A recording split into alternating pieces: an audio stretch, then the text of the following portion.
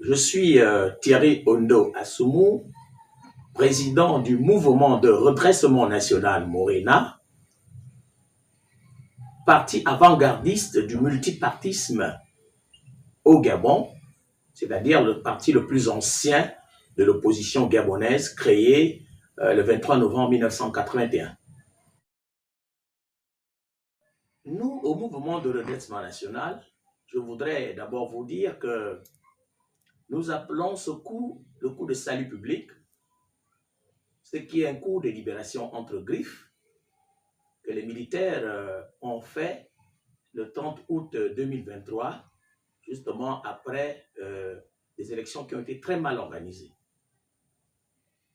Et les militaires sont venus sous l'appellation ou la dénomination de CTRI, c'est-à-dire le Comité pour la restauration des institutions, Comité de transition pour la restauration des institutions.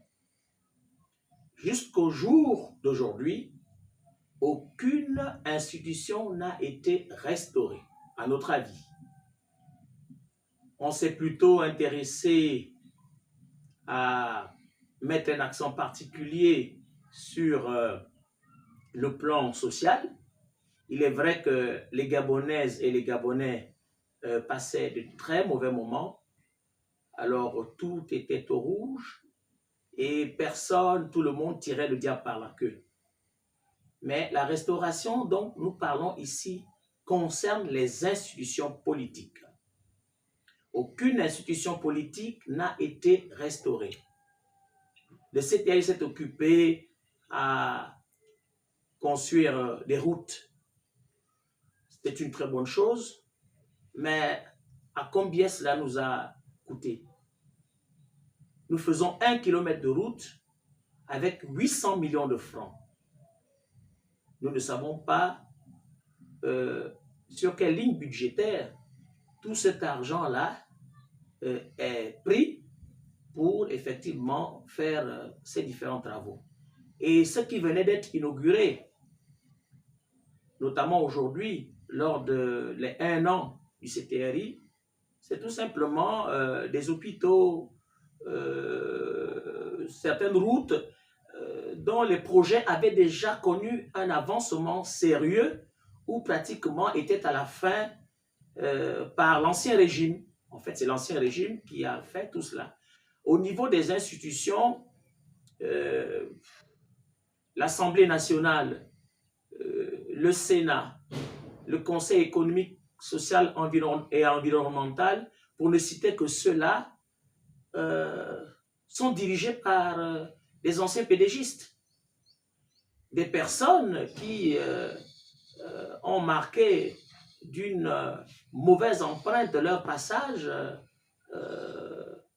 dans les différents gouvernements et dans l'administration gabonaise sous feu président Omar Bongo Ondimba et sous le président, le récent président Ali Bongo Ondimba qui était déchu. Alors, vous avez par exemple l'ancien ministre de l'Intérieur en 2009, qui est aujourd'hui président de l'Assemblée nationale. Et vous savez, les massacres qui ont été faits après les élections de 2009, on l'a ramené aux affaires. La présidente du Sénat, ce sont les pédégistes qui se sont mués en opposant à un moment donné, qui sont revenus à la case départ, qui aussi est comptable de la mauvaise gestion du pays, parce qu'en 1990, c'est elle qui a géré le dossier des établissements qui devaient être construits, les établissements scolaires qui devaient être construits avec tout l'argent que la BAD a accordé à notre pays, le Gabon. Et aussi, elle a géré le ministère des Transports où il y a eu d'énormes problèmes. Il y a eu un crash d'avion qui a causé la mort à plusieurs Gabonais. Bon, j'en passe. En ce qui concerne le Conseil économique, social et environnemental, nous savons que c'était un tout-puissant ministre d'Ali Bongo Ondimba, parce qu'il avait géré à lui seul 3 à 4 ministères. Donc, aucune institution n'a été véritablement restaurée. Nous attendions vraiment cela. La restauration des institutions, nous voulons des institutions fortes, mais là, on a l'impression qu'on va encore vers la mise en place, au lieu des institutions fortes, mais des hommes forts. c'est-à-dire des hommes forts au détriment des institutions fortes. Pour nous, aucune institution n'a véritablement été restaurée. Si ce n'est, on a déshabillé Paul pour habiller Pierre. Donc, les gens d'Ali Bongo sont mis dehors. On a ramené les gens d'Omar Bongo avec des militaires qui sont leurs amis et avec lesquels ils ont fait ce coup ensemble. Pour nous, aucune institution n'a été restaurée. Sinon, on va de mal en pis. C'est-à-dire qu'on risque, on veut nous amener vers une monarchie qui ne dit pas son nom. Parce que les libertés aujourd'hui sont pratiquement piétinées, les libertés individuelles. La démocratie dans notre pays est en veilleuse. En ce qui concerne le référendum, nous nous étonnons que des voix s'élèvent dans le camp du nouveau pouvoir, notamment les parlementaires et les ministres aujourd'hui, à qui on a demandé d'aller chacun dans sa localité natale pour faire la campagne du oui au référendum.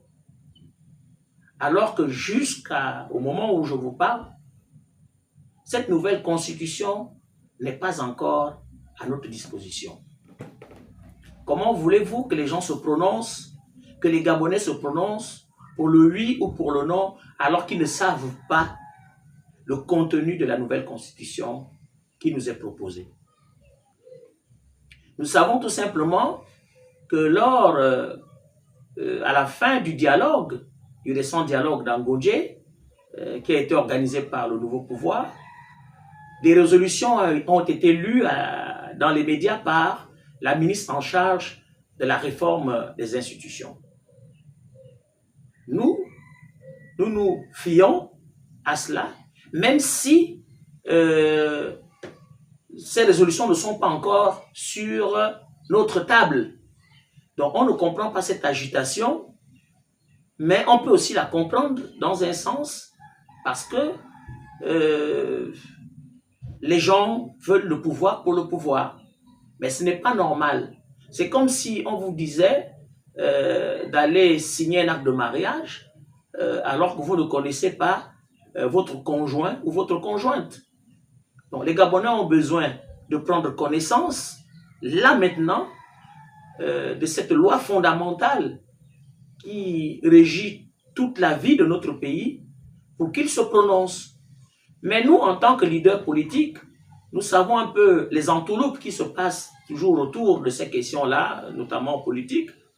Et alors, nous disons que nous devons prendre nos responsabilités en demandant à nos populations gabonaises, si les choses restent en l'état, parce que c'est une grosse entourloupe, on veut nous prendre au dépourvu et qu'on n'aura plus assez de temps, nous aussi, de nous déployer sur le terrain.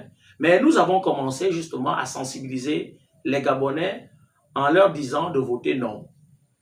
Voter non est le meilleur choix pour ce référendum parce que d'abord, ils ne connaissent pas le contenu,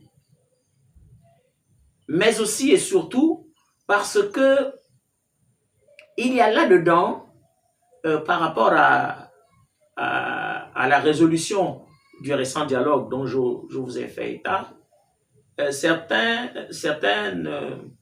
articles qui fâchent et qui attirent notre attention, notamment le mandat qu'on veut donner, qu'on propose pour le président de la République, un mandat de 7 ans. Nous disons que c'est un mandat de trop et ça ne vaut pas la peine d'aller à 7 ans parce que sous d'autres cieux et très à côté de nous, nous avons des bons exemples où les mandats varient entre 4 et 5 ans. Le Ghana, par exemple, qui a 20 millions d'habitants, alors que le Gabon n'en a que 2 à peu près, mais a expérimenté 4 ans. Et au niveau de la présidence de la République de ce pays, il y a eu de l'alternance de manière régulière. Maintenant, il y a également le régime que l'on propose. Les Gabonais ne veulent pas de ce régime-là. C'est un régime des tropiques. C'est un régime présidentialiste parce qu'on ne voit pas pourquoi le président de la République va devenir un super président. C'est le président désormais, la proposition qui est faite, qui va assumer également le rôle de Premier ministre et il nomme son vice-président. C'est un vrai recul démocratique. Ça, c'est mettre à la tête de l'État un homme très très fort.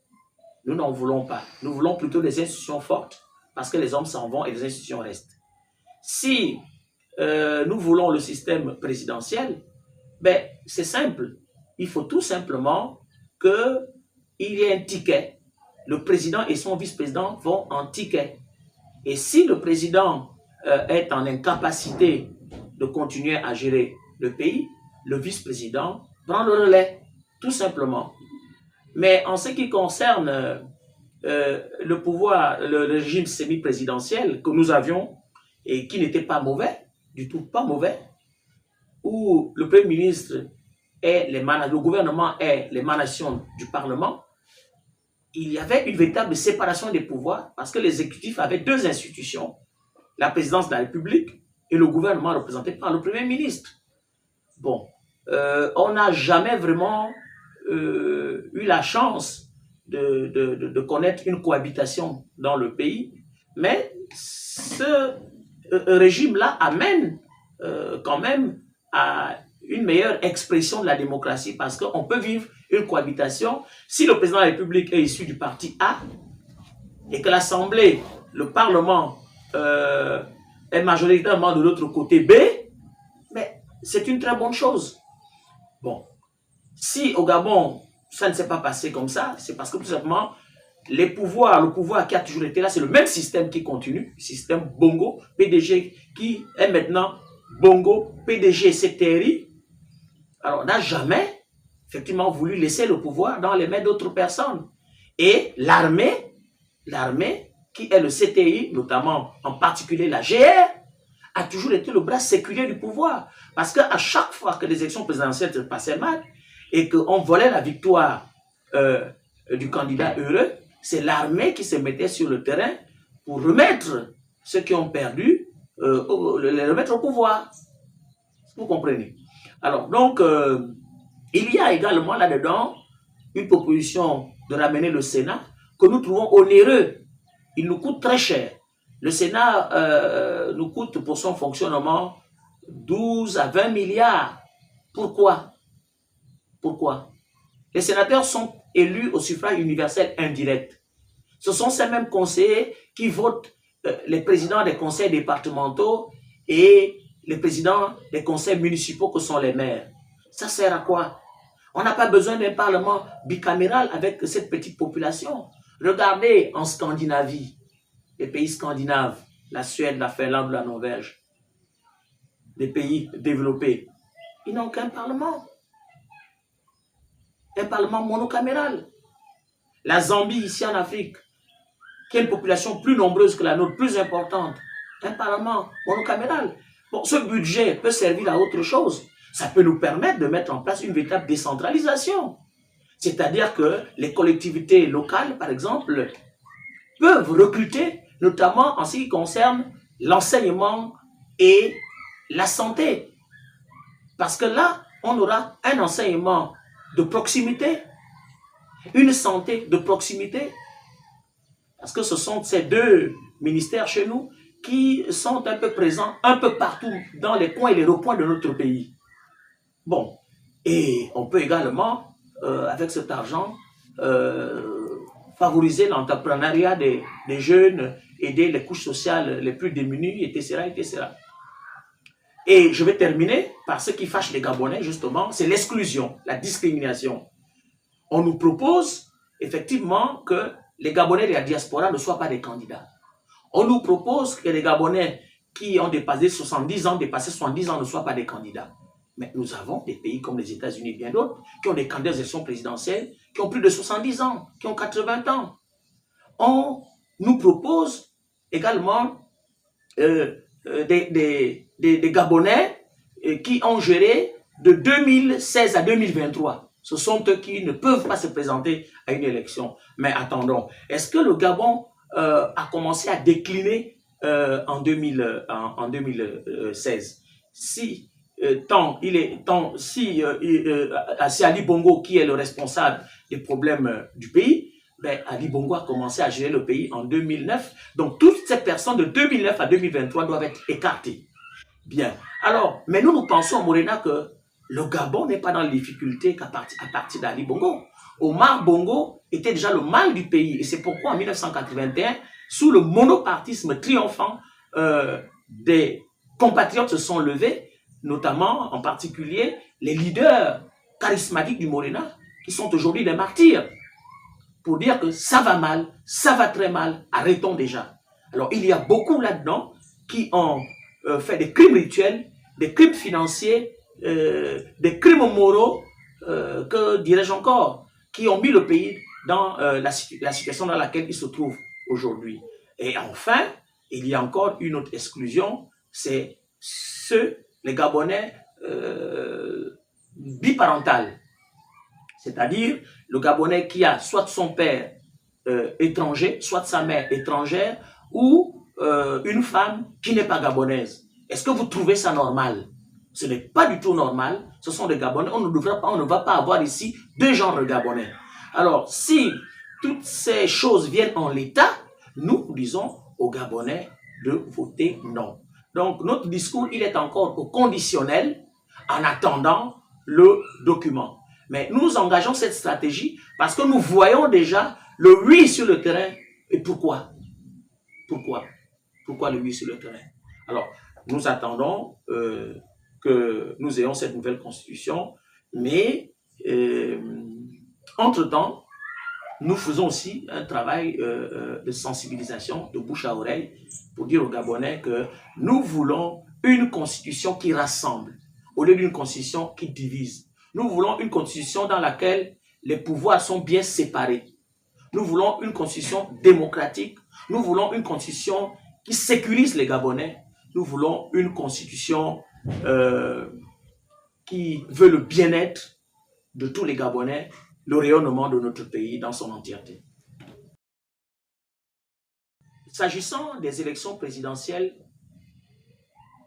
la question pour nous n'est pas encore d'actualité, même si nous sommes déjà en train d'y réfléchir.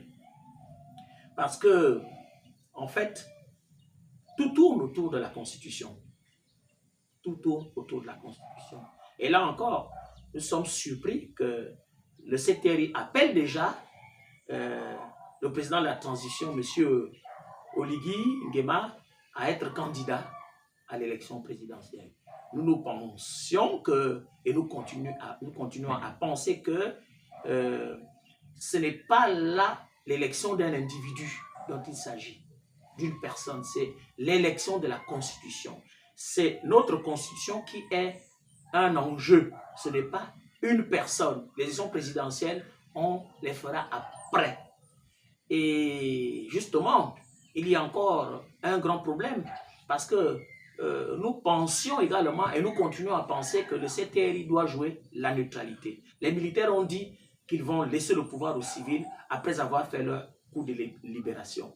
Et nous sommes étonnés effectivement que des voix s'élèvent dans ce camp-là pour dire au président du CTI d'être le candidat aux élections présidentielles. Et nous comprenons aisément cette stratégie parce que lorsqu'on ramène les élections au ministère de l'Intérieur, ça c'est encore un recul démocratique. Donc c'est le ministre de l'Intérieur qui va nommer les responsables des commissions électorales. Et on nous fait savoir qu'il y a eu une avancée significative dans laquelle les partis politiques qui sont combattus aujourd'hui au Gabon, notamment les nôtres, ont maintenant des représentants dans les bureaux de vote. Mais les représentants ne sont que des observateurs. On n'a pas besoin de représentants. On doit ramener la gestion, l'organisation des élections à une entité, un organe indépendant et autonome. Nous avons eu la CNE, nous avons eu la Sénat, nous avons dernièrement eu le CGE. Mais ce n'est pas l'organe qui est mauvais, ce sont les personnes qui ont mal géré. Mais si les militaires pensent que ça a été mal fait, les élections mal organisées, mais c'est un challenge pour eux maintenant, qu'ils se mettent à l'œuvre et qu'ils gèrent les élections dans la transparence, qu'ils soient dans la neutralité, qu'ils jouent un rôle central, que le président du CTI et le CTI jouent un rôle central et organisent les élections. On verra comment eux, ils vont les organiser. Il vaut mieux que ce soit un organe indépendant et autonome qui gère et qui organise les élections. Parce que le ministre de l'Intérieur est nommé par le président de la transition. Et si ces derniers est candidat, si ces derniers a des candidats aussi aux autres élections locales et législatives, eh bien vous comprenez que tout est déjà bien, le sillon est bien tracé. C'est tout cela que nous trouvons d'antidémocratique, de recul du processus démocratique dans notre pays. Et nous n'en voulons pas. Les Gabonais n'en veulent pas.